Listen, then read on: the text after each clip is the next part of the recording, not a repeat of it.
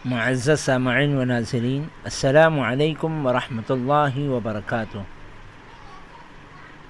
انسان کے اندر شرم و حیا کا ہونا ایک بہت بڑی خوبی ہے۔ اسی سے اس کے اور دوسرے مخلوقات کے درمیان فرق ہوتا ہے۔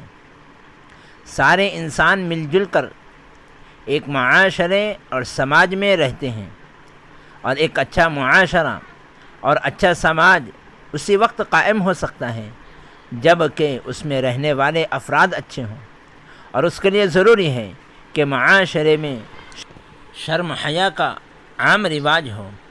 چھوٹے بڑے، مرد عورت سب باحیا اور باشرم ہوں۔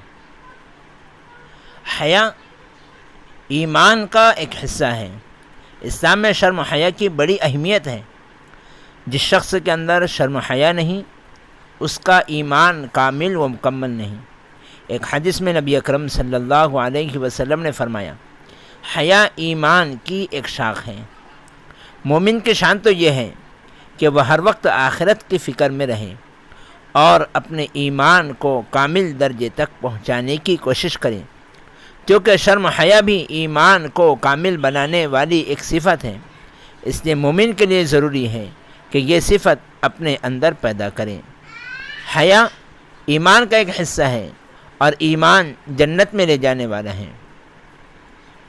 اسلام شرم و حیا کی تعلیم دیتا ہے۔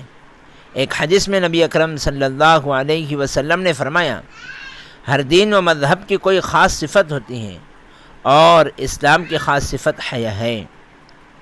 حیا انبیاء کرام علیہم السلام کی سنت ہے۔ سارے انسانوں میں انبیاء کرام علیہ السلام کی جماعت بہت مقدس جماعت ہے، جو دوسرے انسانوں کی ہدایت اور رہنمائی کے لیے اللہ تعالیٰ کی طرف سے بھیجی جاتی ہے۔ انبیاء کرام علیہم السلام کے اندر وہ تمام صفات ہوتی ہیں جو اللہ تعالیٰ کے نزدیک محبوب اور پسندیدہ ہوں۔ انہی صفات میں سے ایک صفت حیا بھی ہے، جو حضرت آدم علیہ السلام سے لے کر سب سے آخری نبی حضرت محمد صلی اللہ علیہ وسلم تک جتنے بھی نبی دنیا میں تشریف لائے، سب کے اندر موجود تھیں۔ اسی لیے اللہ کے رسول صلی اللہ علیہ وسلم نے حیا کو تمام انبیاء کرام علیہم السلام کی سنت بتایا۔ چنانچہ حضور صلی اللہ علیہ وسلم نے ارشاد فرمایا، 4 چیزیں انبیاء کرام علیہم السلام کی سنتوں میں سے ہیں۔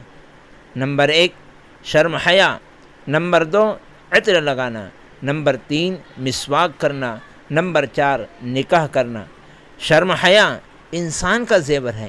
نبی اکرم صلی اللہ علیہ وسلم نے فرمایا، حیا جس چیز میں ہوتی ہے اس کو زینت بخشتی ہے۔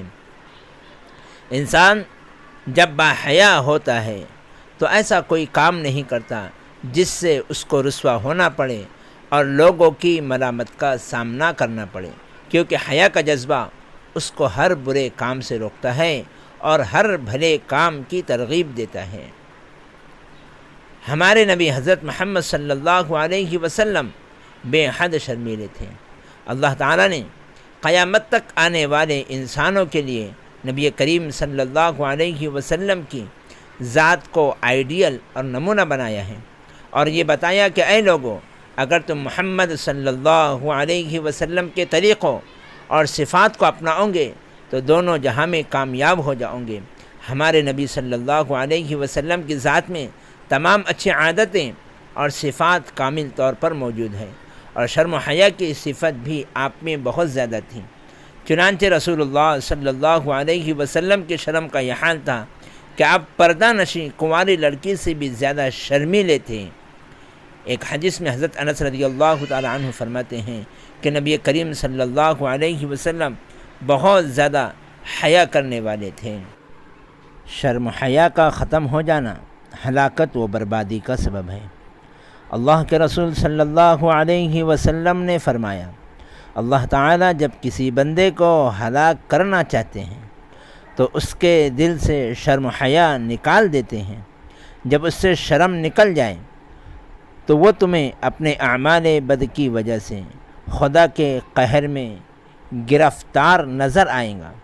جب وہ تمہیں ہمیشہ خدا کے قہر میں گرفتار نظر آئے گا تو اس کے دل سے امانت داری چھین لی جائے گی، اور جب اس کے دل سے امانت داری چھین لی جائے گی تو وہ ہمیشہ خیانت میں مبتلا نظر آئیں گا، اور جب وہ خیانت میں مبتلا نظر آئیں گا تو اس کے دل سے رحمت و شفقت کا جذبہ ختم ہو جائے گا، اور جب وہ رحم کے جذبے سے محروم ہو جائے گا تو وہ تمہیں ہمیشہ اللہ کے رحمت سے دور اور مردود نظر آئے گا، اور جب تم اسے ہمیشہ اللہ کے رحمت سے دور و مردود دیکھو تو سمجھ لو کہ اس کی گردن اسلام کی رسی سے نکل گئی، یعنی وہ اسلام سے نکل گیا۔